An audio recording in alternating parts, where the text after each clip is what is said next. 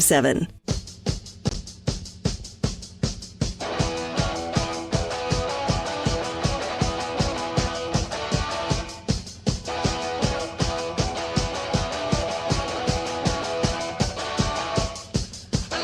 This story recently on the CBC website. After decades of declining membership, unions seem to be having a moment in North America. Over the decades, the number of Canadian workers belongs to unions has shrunk. In 1981, 38% of workers in the country were unionized. According to a recent study by Angus Reid Institute last year, just 29% of Canadian workers belonged to a union. Joining me to discuss all of this is Barry Eidlin, labor expert who studies social movements at McGill University. Barry, thanks for doing this.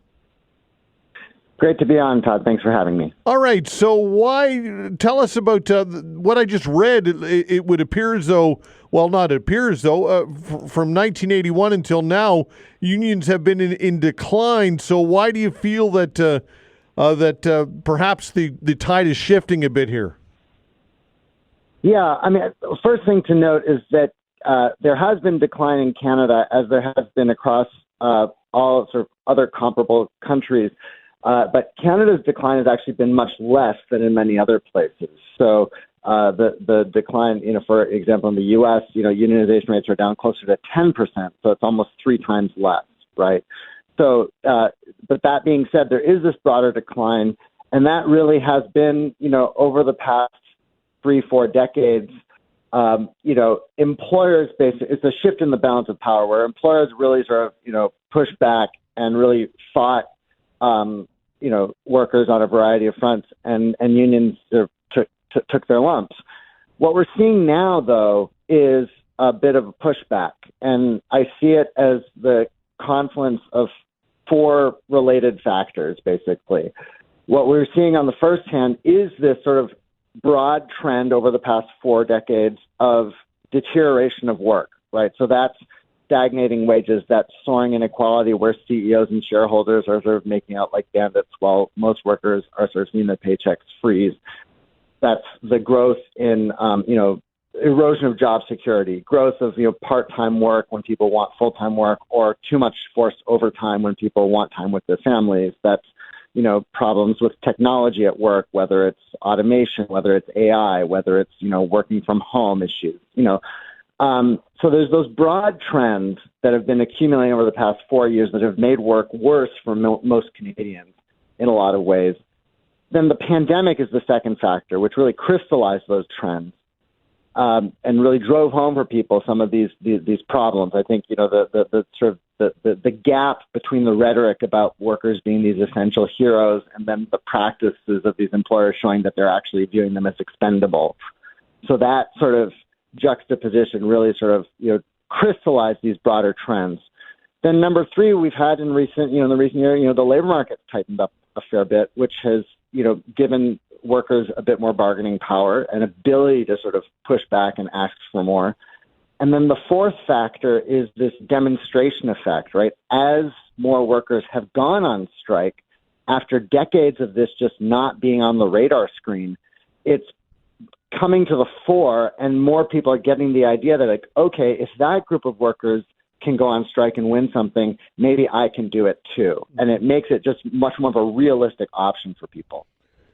All right. Do you feel that the public sector is well, I think it's pretty evident. I don't know based on numbers, but I feel that the public sector unions would be the most powerful. That's a safe assumption, correct? Yeah, there's a huge gap between the private and public sector unionization. Unionization in the private sector is down around 16-17%, whereas in the public sector it's close to 7. It's like in the mid 70%, right? So the gap is huge. Why do you think that is?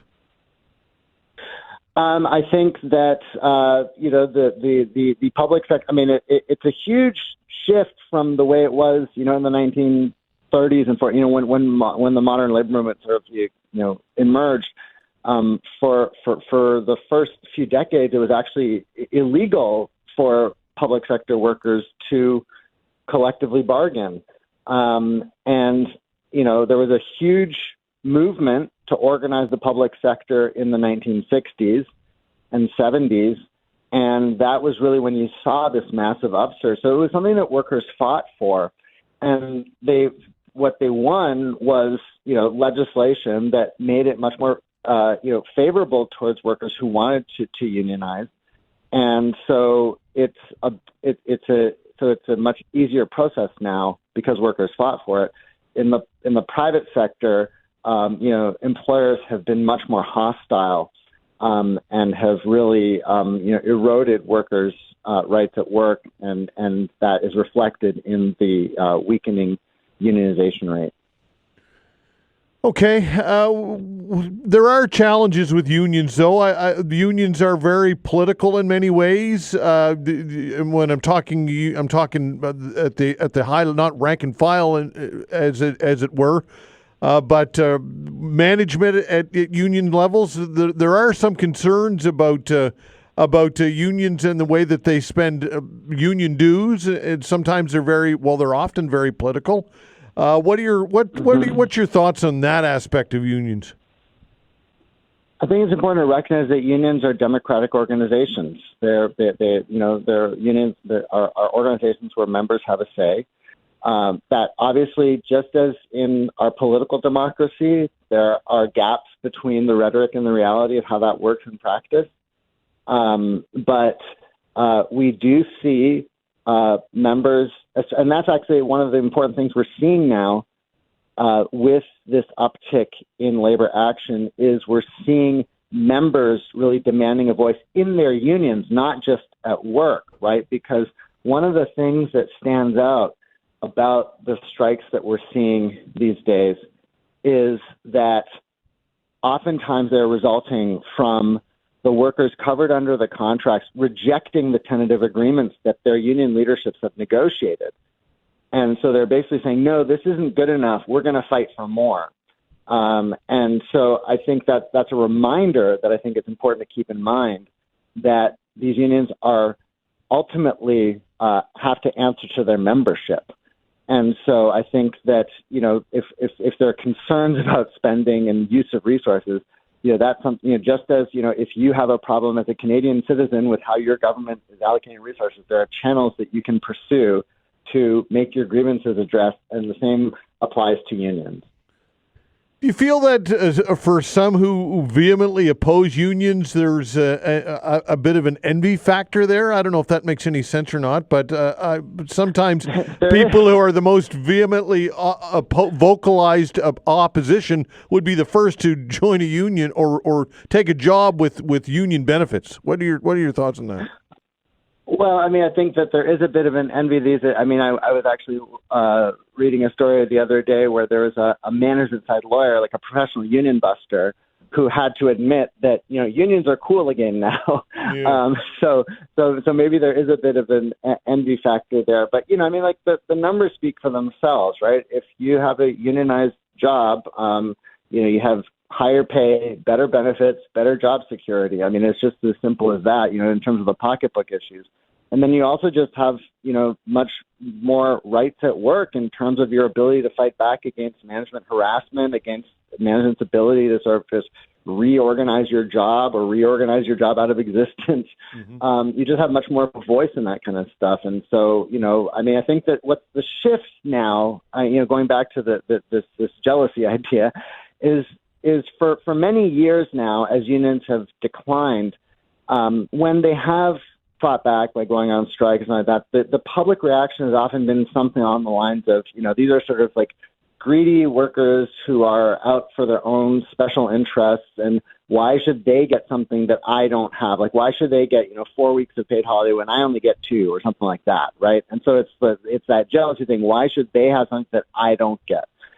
The shift that I'm seeing now with, you might have seen the Angus Reid poll recently about, support for unions really going up. And what's a lot of that is behind that is the attitude now is these workers are fighting for something that I want too. Mm-hmm. And so I'm going to support that because they're fighting for something that's going to benefit all of us. And if you see what's behind these strikes, it is these issues that affect broad swaths of Canadians. Pay stagnation, too many hours, too much part-time work, automation or technology issues. These are fundamental issues that affect a lot of Canadians at work. And so when they see groups of workers fighting back around those issues, they have good reason to support those fights. Okay, we often hear that it drives costs up of produced goods and makes things more expensive. Unionized work does that. Is there any validity to that? Do the numbers back that up? I find it interesting how it always gets focused on workers' pay issues when we talk about driving pay increases. No one's talking about when companies spend billions of dollars to inflate their stock prices by engaging in stock buybacks that enrich their shareholders, when they pay their CEOs, hundreds of millions of dollars in salaries and stock options, when they engage in the kind of price gouging that, these supermarkets are engaging in. There's recently these hearings in Ottawa about that. So it's a bit disingenuous, I think, to just sort of zero in on the cost of labor, particularly in these cases where real wages in Canada have basically flatlined over the past 40 years, and so they're just playing catch up in terms of trying to match the purchasing power that they had a few decades ago. Very interesting chat. I appreciate your time. Happy to be here. Thanks for having me on. All right, take care. Barry Eidlin, labor expert who studies social movements at McGill University. This headline: I think we really need to change our mindset. Proximity to the sea is becoming increasingly costly and dangerous. That when we come back.